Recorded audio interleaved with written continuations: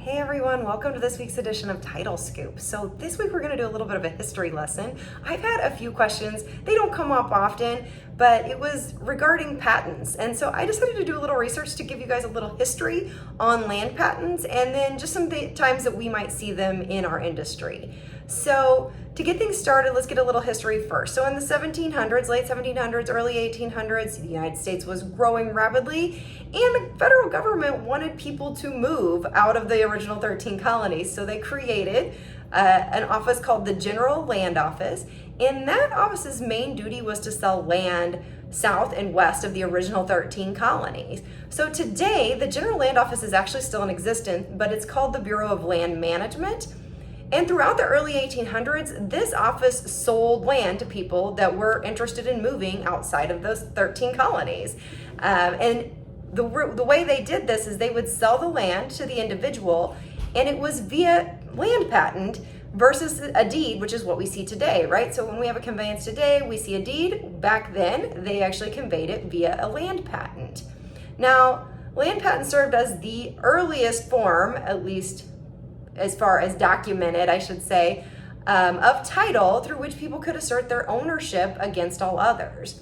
Now, some states upon admission to the Union actually took that over. So they would get the land patent from the federal government, and then the states would take over doing their own patents for the land. So it just kind of depends on where you are, but that's all that means is that sometimes you may see it from the federal government. For the most part, we're talking about federal today, but state patents are also in existence, and the states handled those a lot differently. So let's define a land patent just so you know what we're talking about. And a land patent is a legal document issued by the federal government, for our purposes, that grants an individual the title to the land that is held by the government. It can be treated as any deed is treated and is protected via state and federal statutes. There's a lot of cases out there in most states. Even the Supreme Court came down and basically said, hey, the land patent is a valid conveyance and no, you're not going to contest it. And in fact, they even limited the time that people could contest them so that we didn't have people coming back years and years later trying to contest these.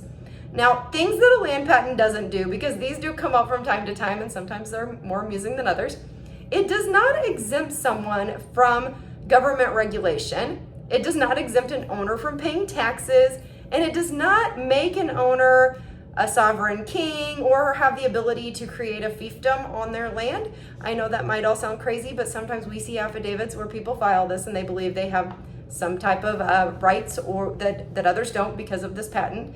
And there have even been cases, most of them have been dealing with taxes, saying, yeah, if you own the property, you do have to pay the taxes. So if you've never seen a land patent, you might not know what it contains. For the most part, it's going to have the patentee, the date, legal description, patent number, and then the land office was issued. You're also, if you look at the federal ones, they're pretty cool. They have the United States, the seal from the land office, but then they're usually signed by the President of the United States. Might be by someone from the Secretary of the Interior or someone that was designated, but it's pretty cool when you see one signed by the President. So I actually pulled one. I'm going to try to link it. It was for a piece of property that Abraham Lincoln bought when he was living in Illinois, and Martin Van Buren actually signed as president. So I thought that was pretty cool because those are two presidents from our past. So if you want to actually try to search your land to see if you can, you're going to have some information first, but you can go online to the Bureau of Land Management. There's patent search. You can put the information in. That information is actually housed in the National Archives, so that's pretty cool. And it's patents from 1788 to the 1960s, and again, those are only federal patents. So it really depends on your state whether or not they did any patents from a state level versus a federal level. And you're usually only going to find them from west and south of the 13 colonies because that's when the patents started coming into existence. Another fun fact that I found, only about 40% of homesteaders finish the application process. So there's a whole lot of land out there that may not have a patent at all. So what does it mean for us, right? And we're getting close. I know I'm going to probably go a little over on time. So sometimes there are cases that come out that actually help us with land ownership. So there's a case in Michigan that I know of, and it's pretty famous for patents. And the landowner actually fought the state because the state was coming in saying that a public lake was theirs and the land under it was theirs. And the owner actually ended up winning because the patent that he received from the federal government had a very specific legal description. And the court said, you know what, you're right. He does own that. And sorry, Michigan, you cannot take that land that was his, that is underneath the water.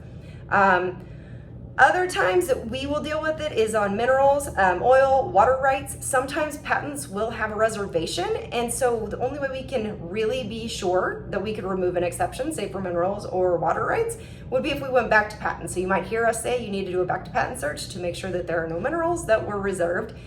And the only other thing that the times that it comes up is sometimes people say, well, were they recorded? And for the most part, yes. It was usually a requirement that they would be recorded and in the county where the land was.